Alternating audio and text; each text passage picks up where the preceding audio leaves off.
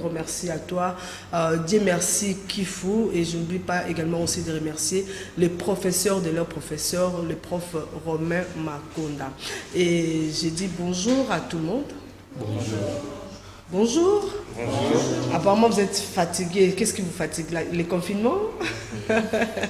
Voilà, ils sont là. Elle est là, Madame Christelle, Madame l'honorable Christelle Vouanga. Elle est là pour pouvoir répondre à toutes les questions que vous allez lui poser. Moi, je suis là juste pour assurer, pour faire jouer l'intermédiaire. Vous allez poser toutes vos questions en trait avec la violence sexuelle faite à l'enfant. Voilà, nous allons commencer par Madame Christelle Vouanga. Vous allez d'abord nous expliquer, puisque les enfants qui nous suivent à la maison doivent comprendre de quoi nous allons parler aujourd'hui. C'est quoi exactement la violence faite à l'enfant?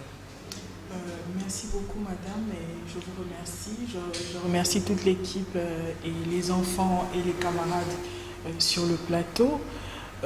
Nous avons des violences. Je voudrais rester peut-être sur le plan pédagogique. On ne sait pas, peut-être les enfants sont en train de nous suivre et ne sont pas avec les parents.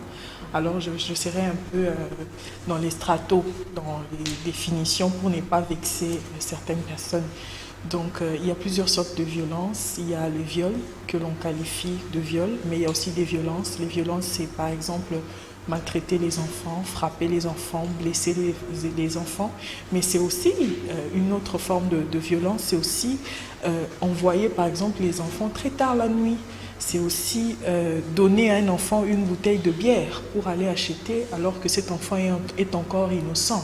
Il y a plusieurs sortes de violences et puisque dans les cas échéants, nous parlons aussi des viols, alors la loi est très claire en ce qui concerne les viols, c'est que l'assentiment par rapport aux enfants, c'est-à-dire aux petites filles, pour un acte sexuel, ça commence à partir de 18 ans. Ça, c'est notre loi qui les dit. Donc, en bas de 18 ans, toute personne qui a des rapprochements avec un enfant, évidemment, c'est reconnu comme violence. Alors, violence, ce n'est pas seulement arriver là où nous savons, mais c'est aussi le fait peut-être de toucher un enfant, une petite fille, de la toucher, de l'enfermer dans une maison. Avec quelle intention? Tout ça, ça fait partie des violences. Alors, comme je vous ai dit, madame, je voudrais vraiment rester dans les stratos, ne pas aller à l'intérieur des définitions, peut-être dans les séances. Je sais que votre émission est très bien développée. Dans d'autres séances avec des enfants, des fillettes, on va aller plus dans les détails pour expliquer, par exemple, aux enfants, il faut crier. Nous avons un problème, c'est que nos parents, lorsqu'ils nous éduquent, nous, Africaines, nous, jeunes filles africaines, les parents ne nous disent pas toute la vérité. Ils ne nous disent pas que lorsque vous vous sentez en insécurité, il faut crier, il faut se défendre. On nous dit par exemple qu'une femme ne peut pas se battre avec un homme. Alors vous allez remarquer que dans les cas des violences où les enfants sont enfermés, les enfants ne se battent même pas. Elles ne fournissent même pas un effort. Il suffit que quelqu'un lui montre un couteau pour lui dire que si tu parles, je vais te tuer. Cet enfant va aussitôt être tétanisé, elle ne va rien dire. Si tu lui demandes pourquoi tu n'as pas crié, elle va dire je n'ai pas crié parce qu'il m'a dit que si je crie, il va me tuer. Alors que de l'autre côté, ça aurait dû être un travail de fond du côté des parents. Alors pendant cette période de confinement, nous avons remarqué qu'il y a un taux élevé des violences sexuelles vis-à-vis des enfants, des violences tout court, des violences conjugales dans les familles, dans les foyers. Et j'ai aimé lorsque vous avez dit dans votre introduction que normalement ça devrait être un moment d'amour. Mais qu'est-ce qui s'est fait que pendant ce confinement, il y a autant de violences? Eh bien madame, la réponse est simple. C'est parce qu'il y a toujours eu des violences, mais on a fait fi, on a fait semblant. On ne nous écoute pas lorsqu'on parle de violence, lorsqu'on dit que ça ne va pas. Vous pouvez imaginer devant les juridictions, par exemple militaires, lorsque vous avez un cas de violence sexuelle devant les militaires sont très stricts, ils sont très rigoureux. Dans toutes les affaires de violence qu'on a eues devant des juridictions militaires, souvent c'est 100% réussite. Mais devant les juridictions civiles, la plupart des magistrats banalisent les affaires des viols et demandent aux familles d'aller résoudre à l'amiable, alors que l'État est clair, la loi est là, le viol est un crime. Et c'est même pire dans notre pays. Nous, on a même corsé, on a même serré pour dire que le viol, ce n'est pas seulement ce que vous savez, c'est aussi des attouchements. C'est déjà un viol parce que nous avons un passé dans notre pays qui est lourd en matière de violence sexuelle. Donc, nous remarquons une montée qui nous interpelle pendant cette période. C'est la raison pour laquelle on en parle. Parce que la dimension où nous allons devant le magistrat ou devant le juge, ce n'est qu'après que l'acte soit passé. Alors, quand les enfants subissent ces genres de choses, souvent, c'est l'aspect psychologique qui est vraiment touché. Et cet aspect-là qu'il faut arranger. Et vous savez que dans notre pays, ce n'est pas donné à tout le monde de voir un médecin, un psychologue, aller voir un psy. C'est pas de notre culture. Mais ce qu'on oublie, c'est que ces petits-enfants, ces petites filles qui sont violées, elles n'oublient jamais. Ça reste gravé dans leur vie et ça reste gravé pour toute la vie. Et pourquoi avez-vous choisi juste ces moments de confinement pour dénoncer cela? Bon, ceux qui me suivent, même sur les réseaux sociaux, sur ma page Facebook, Christelle Voang officielle, sur ma page Twitter, d'habitude, j'annonce les cas des viols. Peut-être souvent nous sommes butés à un problème quand un cas, il y a beaucoup d'interventions, peut-être d'interventions politiques, alors on en parle. Mais il y a plusieurs cas où on privilégie plus l'anonymat, surtout de la victime. Je vais vous dire, par exemple, hier, j'ai reçu une petite fille de 12 ans qui a été violée, qui me dit, tellement elle habite dans une même parcelle avec son violeur, donc c'est leur locataire. Alors quand le monsieur rentre du boulot, ses amis du quartier lui disent ton mari est revenu. Wow. Alors elle m'a dit maman Christelle, je préfère m'enfermer à la maison, je ne sortirai plus jamais parce que quand je sors, les amis du quartier me disent regarde ton mari est revenu. Donc c'est une dimension psychologique à ne pas négliger et c'est plutôt ces caractères-là délibérés qui fait que nous avons pris ça comme une cause. Et me réveiller le matin, accompagner les victimes des viols au tribunal, c'est devenu une passion pour moi. Ce n'est pas seulement pour le confinement. Je l'ai commencé il y a très longtemps, même quand j'étais encore journaliste, je le faisais et je continue à le faire. Avant, vous le faites plus sur les réseaux sociaux et sur le terrain, qu'est-ce que vous faites? Oui, sur le terrain, nous accompagnons les familles devant les juridictions parce que dans la plupart des cas, les enfants qui sont violés viennent un peu des recoins de la ville de Kinshasa. Vous allez même remarquer qu'une maman m'a dit « je ne savais pas qu'il fallait prendre un avocat ». Ça veut dire que déjà prendre un avocat, c'est cher pour la famille. Elles n'ont pas de moyens de supporter un procès. Souvent, c'est le bourreau qui corrompt et s'est fait libérer. Et c'est à ce moment-là que nous intervenons. Et dans tous les cas où on a intervenu, je peux vous dire qu'à chaque fois, à chaque fois qu'il y a notre présence, parce que le statut de Rome est clair. Le statut de Rome dit que dans le cas de violence, la victime, c'est le témoin. Donc c'est l'enfant qui parle.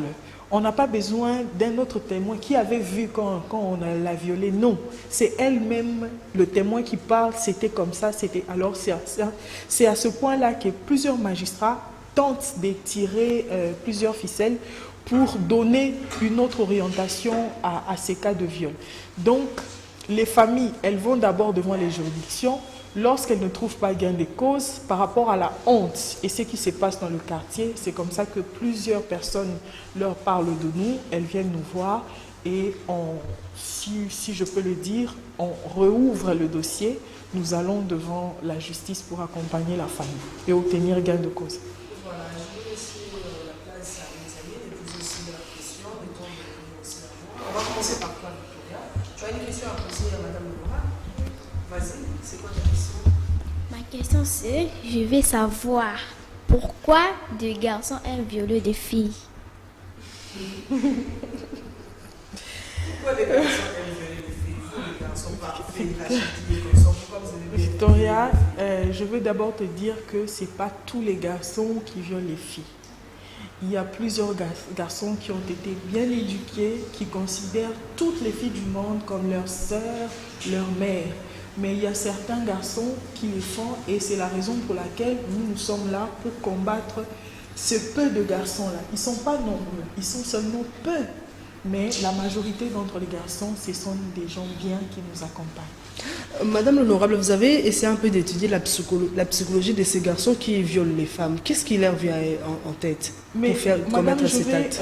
Vous allez peut-être vous étonner. Ça veut dire qu'avant, moi, je pensais que pour violer peut-être une petite fille, il faut être saoul, ou bien il faut prendre du chanvre. Mais ce n'est pas ça, madame.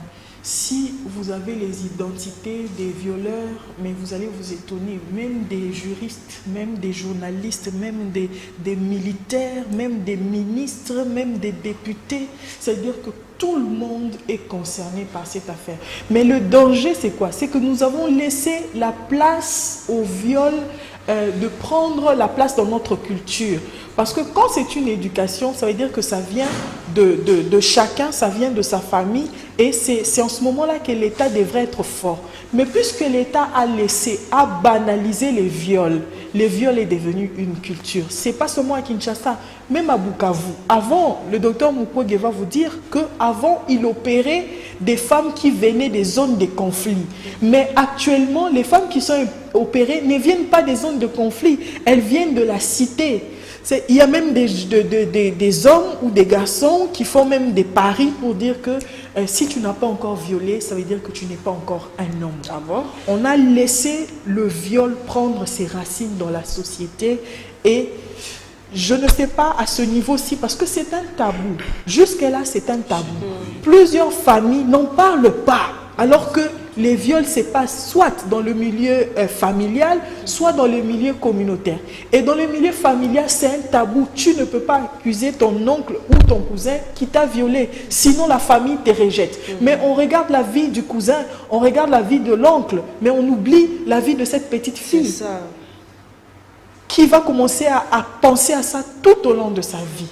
Et madame, c'est un grand combat et je vous félicite et je vous remercie de nous accompagner dans cette lutte. On est ensemble, madame l'honorable. Oui, Victoria, tu as encore une autre question ou on passe à une autre personne? Vas-y. Je veux aussi demander si des garçons violaient des filles, on peut lui arrêter ou bien on peut lui faire quoi? Oui, Victoria, on doit l'arrêter. Parce qu'il y a une loi, notre pays a écrit une loi sur ça et dans notre pays, on a dit que le viol, c'est un crime et un crime doit être puni devant la loi. Et on doit lui arrêter et nous, en tant que femme, en tant que fille que tu es, on doit véritablement bâtir cette nouvelle génération des gens où on croyait dans notre pays, et écoute, dans notre pays, quand on parle de la femme, on dit la femme c'est celle qui est violée. On parle de la femme dans l'Est, comme si les violences étaient focalisées dans l'Est. Mais à Kinshasa, il y a les viols. Au Bandundu, il y a les viols. Au Tanganyika, n'en parlons pas. Il y a un taux très élevé des violences sexuelles. Et c'est cette génération-là, toi et moi, Madame Jolie, Madame, les hommes, Yaya qui est là, qui allons nous mettre ensemble pour barrer la route à cet esprit malfaiteur. Victoria, moi j'aimerais bien te poser aussi une question. Est-ce que tu as déjà vu un enfant qui est victime du viol? Je suis seulement à la télé. À la télé? Oui. Tu n'as jamais vécu ça? Oui. Ok. Ça te fait mal quand tu vois? Oui. Okay. Laetitia Mondiadi, tu as une question à poser à madame l'honorable. Merci, honorable. Je tiens à rappeler que vous êtes une étoile montante, un modèle pour les générations qui viennent. Votre courage vous a frayé un chemin, mais ça a aussi suscité des ambitions auprès des autres jeunes filles. Nous sommes contentes. Avoir des leaders, des repères ailleurs, on entend parler, mais on connaît une fille, une proche, une grande sœur qui est passée par là, c'est plus édifiant que d'entendre Michelle Obama ou quelqu'un d'autre. Et bien par là, j'aimerais vous poser une question.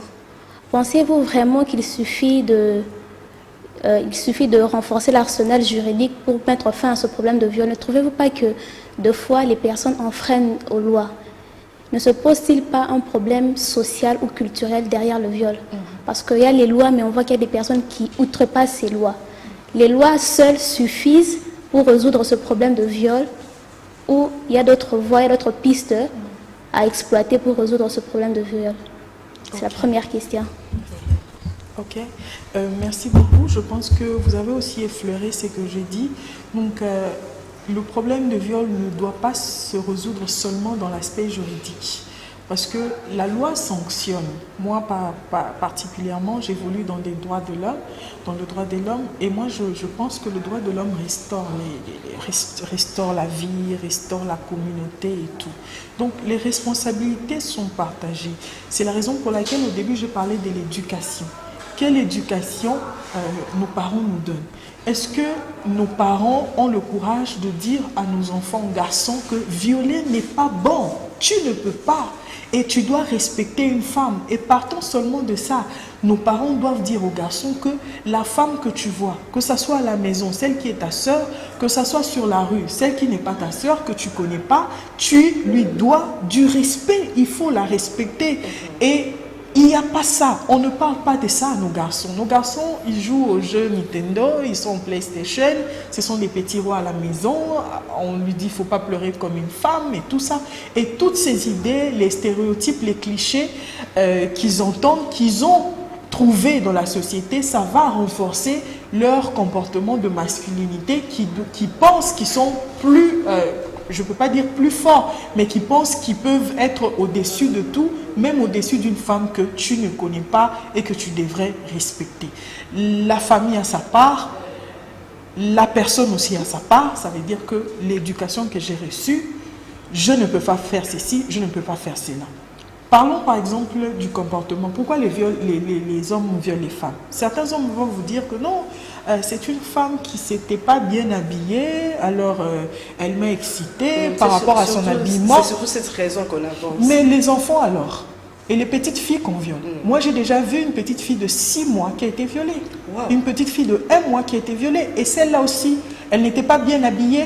Faux et archi faux. Dans le Maghreb, par exemple, où les filles se couvrent la tête, elles se couvrent le corps. Mais vous allez pas peut-être y croire, le taux de viol est vraiment élevé. Et ces filles-là qui se couvrent, pourquoi on les viole? Donc c'est vraiment, tout se passe dans la tête. Et nous avons notre part de responsabilité, mais l'État est le Léviathan. Là où les parents ont perdu, là où les individus ont perdu, l'État vient récupérer. C'est le rôle de l'État de mettre de l'ordre lorsqu'il pense qu'il y a une pratique qui est en train de prendre, une mauvaise pratique qui est en train de prendre l'ampleur.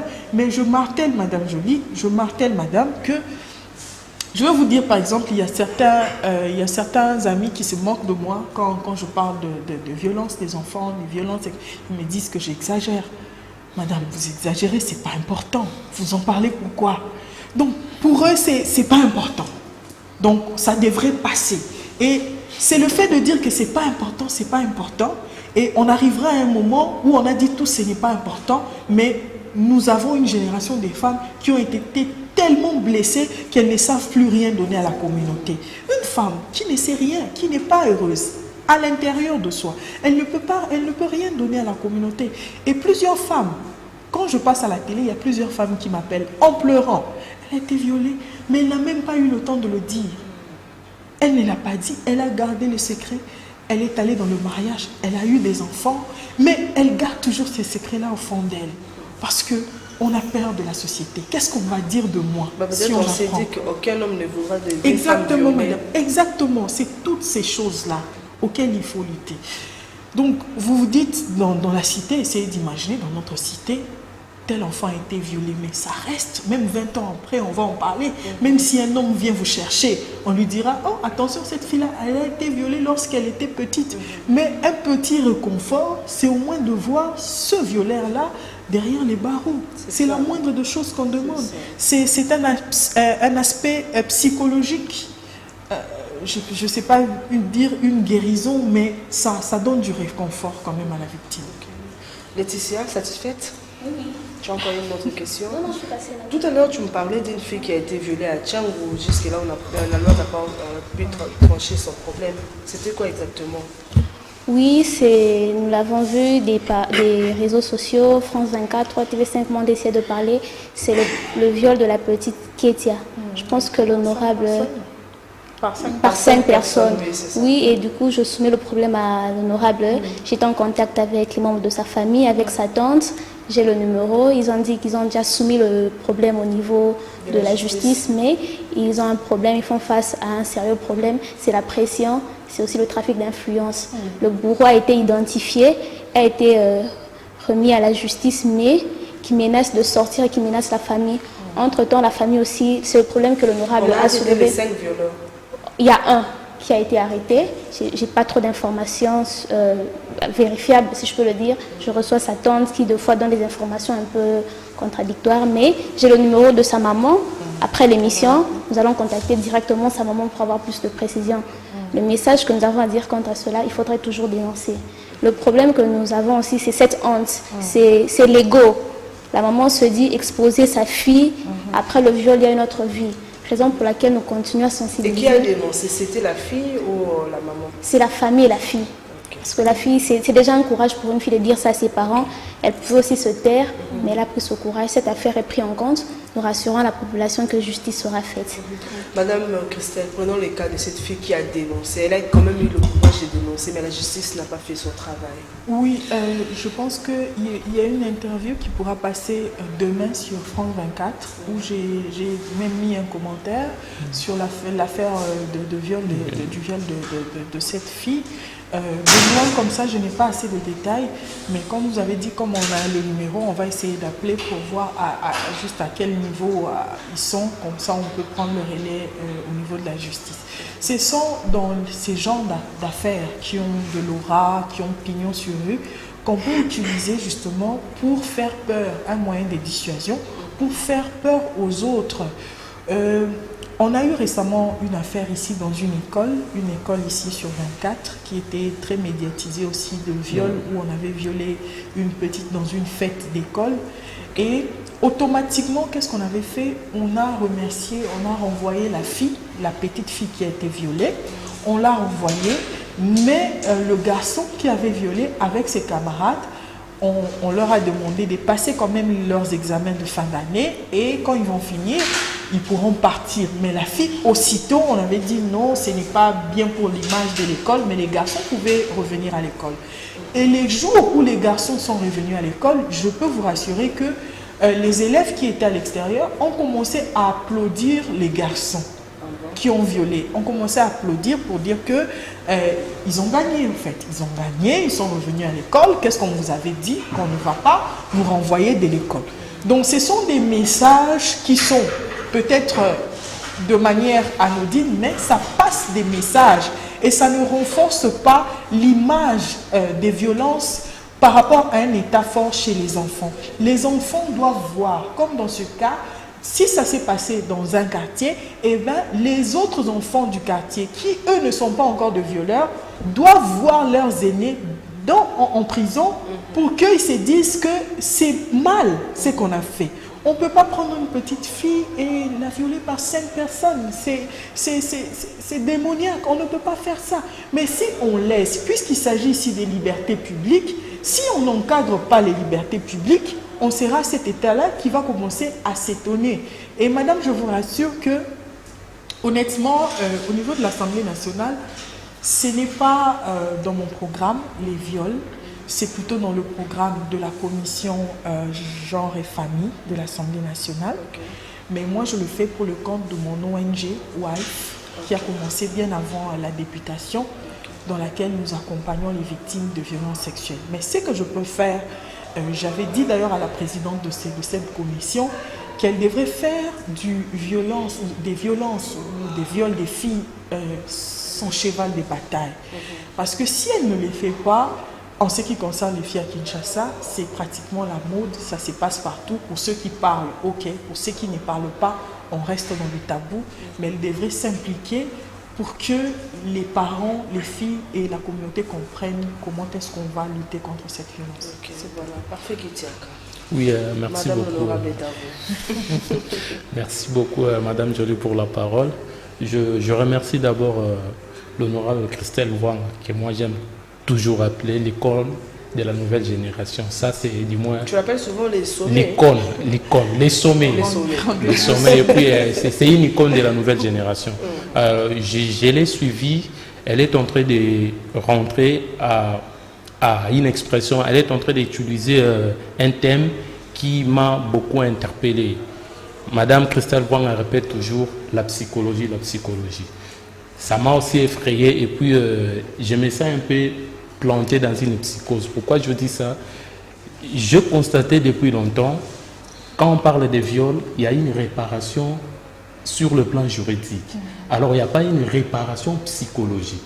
Alors que nous savons tous, quand il y a une réparation juridique, oui, on va dédommager la famille, on va résoudre, on va donner tout le matériel qui est. Mais alors, ce qui reste, c'est le stress post-traumatique qui peut rester à l'enfant violé.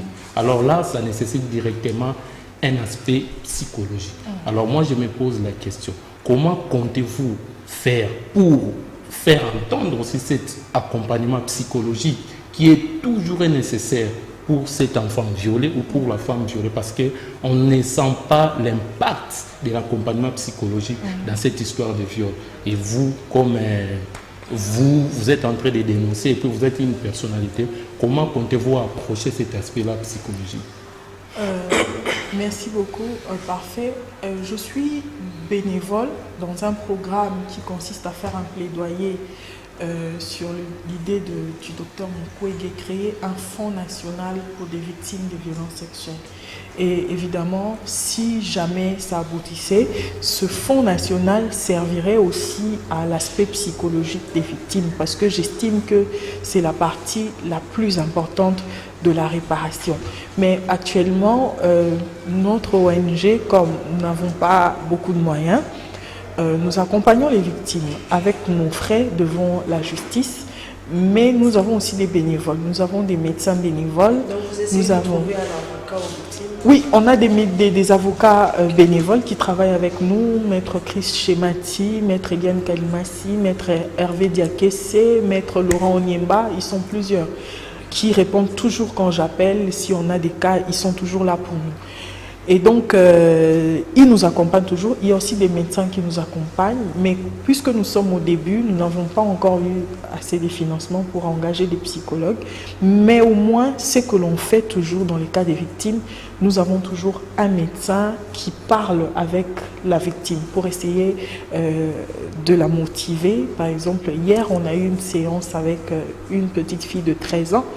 Et parmi les choses que le médecin lui disait, il disait d'abord, je suis très fière de toi parce que tu es très courageuse, parce que la façon dont elle parlait, Elle avait quel âge? elle avait 13 ans.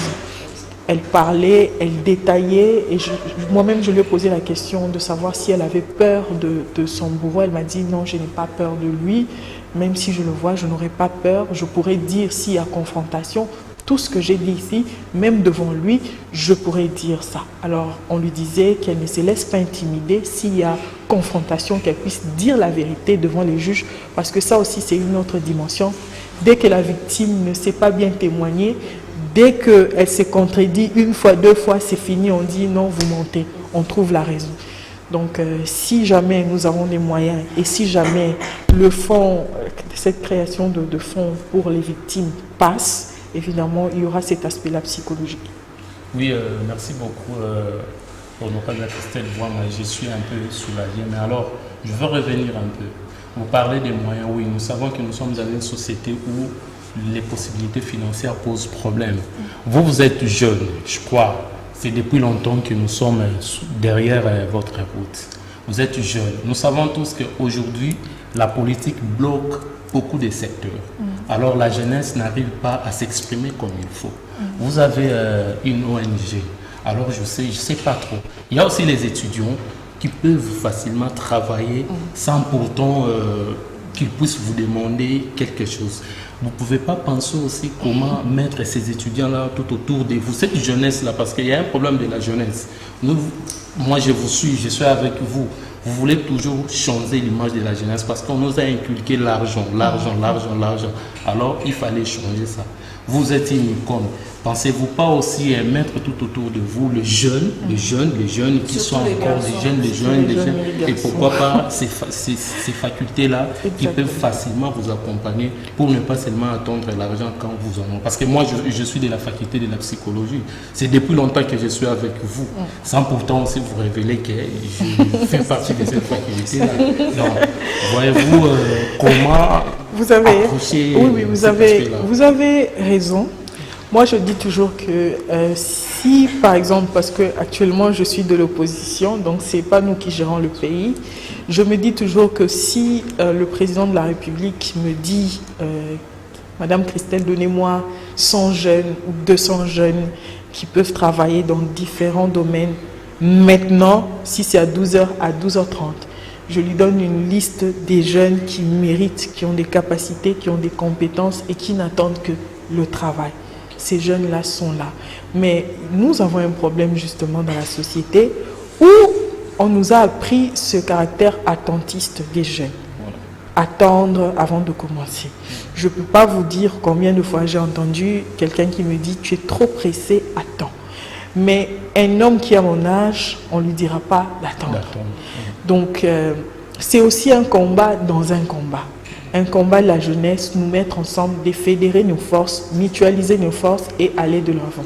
Madame Joly, moi je peux vous dire, depuis que j'ai commencé mon mandat, je ne sais compter des activités des jeunes, des organisations de jeunes que j'ai accompagnées avec mes faibles moyens. Si je n'ai pas l'argent, je dis ma présence peut compter.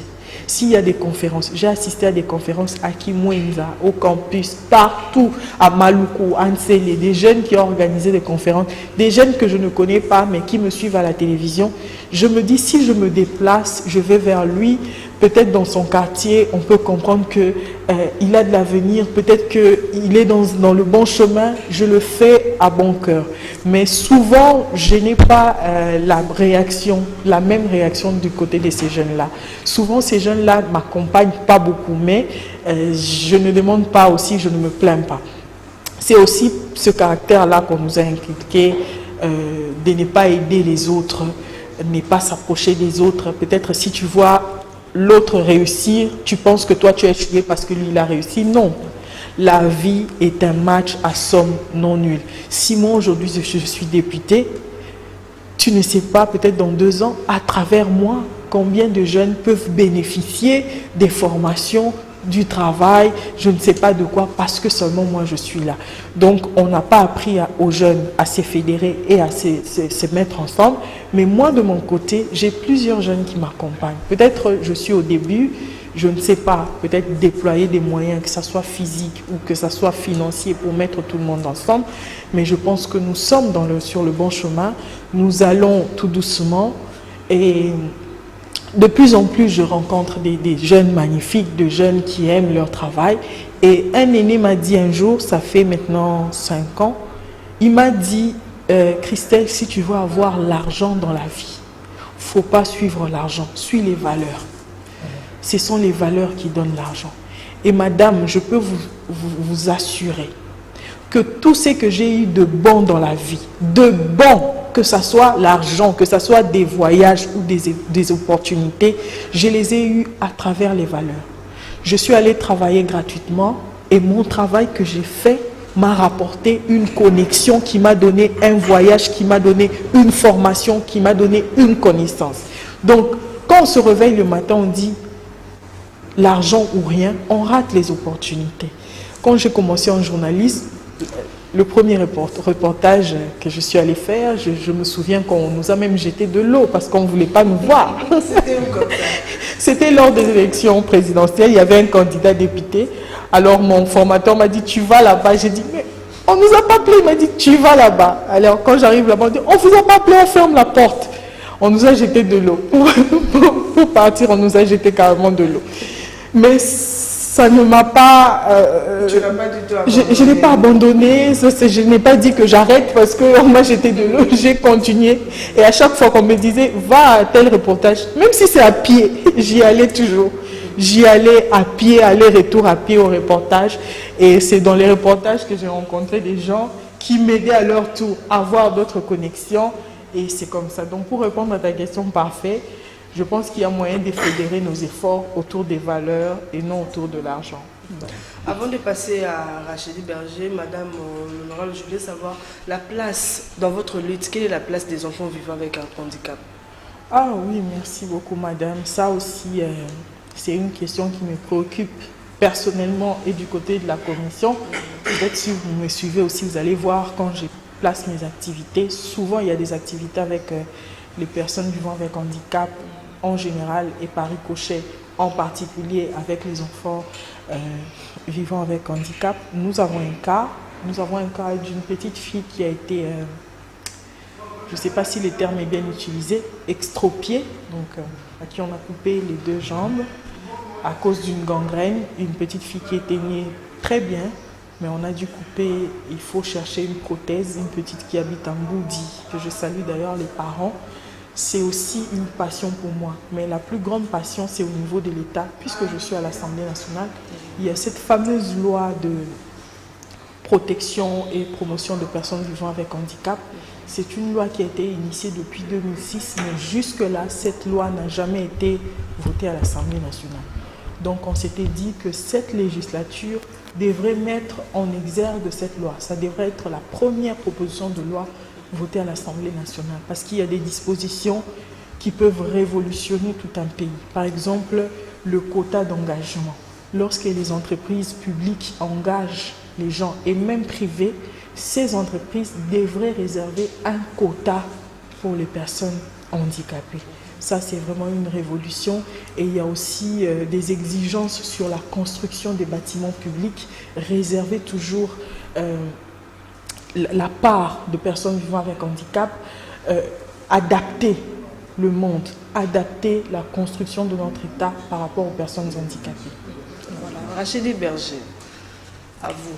Merci beaucoup Madame Jolie Kinda pour la parole. C'est une joie pour moi de partager le même plateau avec l'honorable Christelle Wanga. Je tiens à vous saluer personnellement. Et vous savez aujourd'hui que Madame Jolie Linda, c'est un sujet un peu pertinent que nous sommes en train de parler aujourd'hui sur la violence en général, particulièrement faite à la femme. C'est un sujet qui, la plupart des gens ne parlent pas, c'est un tabou aujourd'hui sur la sphère de la plupart des Congolais. Madame, je vais rester dans le même optique éducatif comme l'honorable était en train de dire. Le code pénal de la RDC prévoit des sanctions et puis il définit bien cette violence en termes de... C'est le fait même d'introduire même le doigt dans le refus d'une personne qui est mineure. C'est une viol faite c'est une violence. Et j'aimerais ici poser la question à l'honorable. Nous voyons la plupart de viols c'est faites où on dénonce souvent les violences faites à la femme. Nous oublions surtout les violences faites aussi à l'homme parce que les hommes aussi sont des victimes de violences sexuelles et ils sont aussi victimes de plusieurs viols. Mais pourquoi vous ne dénoncez pas souvent les violences faites par les violences que les hommes subissent au détriment de violences que les femmes subissent. Et je voulais aussi poser ma deuxième question pour savoir, est-ce que l'honorable, tu travailles en synergie avec les organismes ou les commissions qui traitent souvent des questions de violence en RDC, en l'occurrence, dans l'armée, dans la police et dans le gouvernement, au ministère du genre, de famille et enfants. Ok, merci beaucoup Rachedi. Pour la première question, ben écoute, moi je suis là, quand il y a des victimes des violences, ils viennent me voir, je les accompagne. Donc s'il y a un homme qui est victime de violence, s'il vient me voir, en tout cas, je vais l'accompagner comme je l'ai fait avec les femmes ou bien avec les filles. Mais ça sera à cœur joie. Jusque-là, je n'ai jamais reçu un homme victime de violence qui s'est présenté. C'est comme s'ils ne sont pas concernés, peut-être ils ne savent pas. Non, je dirais plus c'est question d'éducation. Vous voyez, quand on dit déjà, chez nous, on dit déjà à un homme qu'un homme ne pleure pas. Donc même si tu te sens mal, tu ne peux pas pleurer parce que tu es un homme. Donc un homme qui avoue avoir été violenté par une femme, c'est une faiblesse dans la société. Donc cet homme-là n'a pas cette opportunité-là d'aller et puis il s'est dit je suis homme, je dois tout subir, je dois emmagasiner parce que je suis un homme. C'est l'éducation qu'on donne à l'homme et c'est comme ça que l'homme exprime difficilement ses émotions. La deuxième question, si on travaille en synergie, évidemment on travaille en synergie avec plusieurs organismes, que ce soit avec l'armée ou la police. D'ailleurs, je vous ai dit au départ que l'armée c'est vraiment un très bon élève en ce qui concerne les violences. Nous avons par exemple un dossier depuis 2006 que nous sommes en train de suivre pour l'indemnisation des victimes de violences. C'était à Songoboyo où l'armée, à l'époque il n'y avait pas encore eu brassage de l'armée, il y avait déjà eu brassage de l'armée. Alors certains militaires avaient entendu que leur chef serait en fuite avec leur argent. Et ces militaires-là ont commencé à tout bousiller, ils ont violé les femmes, c'était à Songoboyo, c'était en 2006. Et nous sommes en train de nous battre jusqu'aujourd'hui pour l'indemnisation de ces femmes-là. Et à chaque fois qu'on fait appel à l'armée, elle est toujours là. C'est maintenant à l'État d'indemniser ces femmes-là. Et pas seulement à Songoboyo, même dans l'Est du pays, il y a plusieurs cas où les militaires et les policiers sont vraiment impliqués dans les violences, mais nous avons toujours des excellentes retombées de la part de l'armée et de la police. Donc nous travaillons ensemble. Voilà, Crisco, rapidement, puisque nous courons déjà derrière le temps. Autre question et puis on va finir. Oui, avec merci. Mais moi, je vais essayer un peu de couper le fil d'idée en me penchant. Je vais me pencher plutôt sur le violeur. Parce que vous avez trop parlé sur le plan sur la victime, alors qu'il faut aussi parler du violeur. Vous avez d'ailleurs posé la question pourquoi ce voleur pose cet acte-là. Moi, je pense qu'avant de poser la question vite fait, je pense qu'il faut traiter d'abord ces facteurs. Parce qu'avant qu'un voleur ou avant qu'un criminel passe à l'acte, il y a des facteurs qui le poussent au fait à commettre ces infractions-là. D'ailleurs, Lombroso parle d'un criminel né. Quand vous traitez une question sur la criminalité, il faut parler sur ce criminel né-là. Vous allez inculper ce criminel et après, qu'est-ce qu'il va devenir? Il aura écopé, je crois, 5 ans ou 10 ans de prison, mais il va revenir peut-être revenir sur la même infraction. Pour poser le même acte. Oui. Alors, en prison, il y a des mesures où on prend des mesures pour essayer un peu de recadrer ce criminel-là. Parce que en criminologie, on dit un criminel, c'est un malade, en fait, qu'il faut essayer de traiter. Quelle solution pour eux? Merci. Bon, merci beaucoup, mais je pense que je suis vraiment restée sur l'angle de Madame Joly, parce que je sais que l'émission est dédiée aux enfants et j'avais bien voulu rester sur cette dimension des enfants. Mais si vous m'invitez pour un autre débat académique sur la criminologie, sur Lombroso d'ailleurs, que j'ai beaucoup lu et que j'aime beaucoup ses pensées sur la criminologie, on peut avancer. Mais moi, ma part, parce que je ne peux pas tout faire. Je ne suis pas criminologue, je suis seulement activiste des droits de l'homme. Je défends les droits humains. C'est à ce niveau-là que j'apporte une pierre. Mais je pense aussi qu'il y a des gens qualifiés qui peuvent aussi apporter une pierre en criminologie, que moi j'aime d'ailleurs, mais je ne suis pas experte. Je lis souvent la criminologie, mais mon domaine, c'est les droits de l'homme. Voilà. Madame Christelle Vwanga, c'était un plaisir de vous recevoir sur ce plateau. Mais moi, j'aimerais bien que vous vous adressiez en lingala à toutes ces petites filles-là qui nous suivent, qui sont victimes de viols, mais qui continuent à garder les silences. Ils sont là en train de nous suivre. Si vous pouvez vous adresser à eux. Merci beaucoup, Maman Jolie. Nando Pessinga Maloba, Eza, Eloko Moko ya Motu, ya ceux qui n'ont pas le baba, Nabiso Abassi, souvent, Mounina Nayo, Amakasi, mère, Ami Nayo, des fois ils ont la maman Nayo, il faut ils ont la papa Nayo, il faut ils ont la ya Nayo.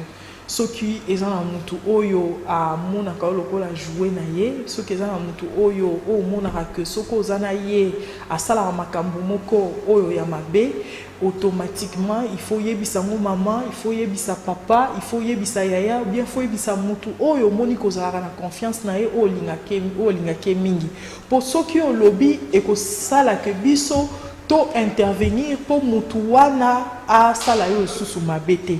Donc kobomba te soko moni likambo komi kobomba te yebisa baboti yebisa yaya. Merci beaucoup. Voilà, merci beaucoup. Elle s'appelle Madame Christelle Vwanga. Elle était notre invitée de Palabre d'enfants.